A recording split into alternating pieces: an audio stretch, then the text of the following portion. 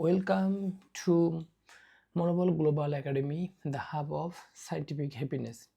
একজন বাবা মায়ের ক্ষেত্রে মনের সংস্কারটা কেন প্রয়োজন?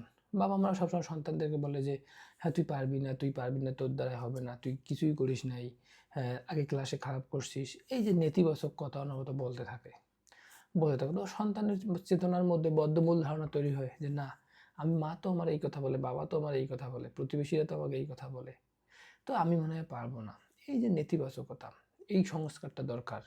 যারা অভিভাবক আছেন সাহস দিবেন, উৎসাহ দেয়, হ্যাঁ তুই পারবি, তুমি পারবা, তুমি পারবা, তুমি পারবা। তোমার থেকেও খারাপ অবস্থা থেকে হাজার হাজার কোটি কোটি মানুষ ইতিহাস সাক্ষী দেয় যে তারা পেয়েছে। কেন পেয়েছে? চেষ্টা চেষ্টা চেষ্টা চেষ্টা করার মাধ্যমেই। তো হচ্ছে যে আমরা বলি যে যখন কোনো কিছু আমরা পারি না, আমরা হাল ছেড়ে দিই। যদি হাল ছেড়ে না দিই, একদিন দুদিন চেষ্টা পর কেন আমরা পারি? যখন প্রথমবার পেলাম না, আমরা তো পেলাম না শারীরিকভাবে, কিন্তু মস্তিষ্ক আমাদেরকে অনবরত কাজ করতেই থাকে। তাহলে একজন মানুষ একবার না পারলে অবশ্যই তাকে ১০০বার চেষ্টা করা উচিত, ১০০০বার চেষ্টা করা উচিত। তো মায়েদের চেতনা এরকমও হওয়া উচিত, মায়েদের মনঃসংস্কার, বাবাদের মনঃসংস্কার হওয়া উচিত, বাবা তুমি এবার ভালো পারো নাই, এই সাবজেক্টে খারাপ করছো, অবশ্যই তুমি পারবা, তোমার মধ্যে সেই সম্ভাবনা আছে।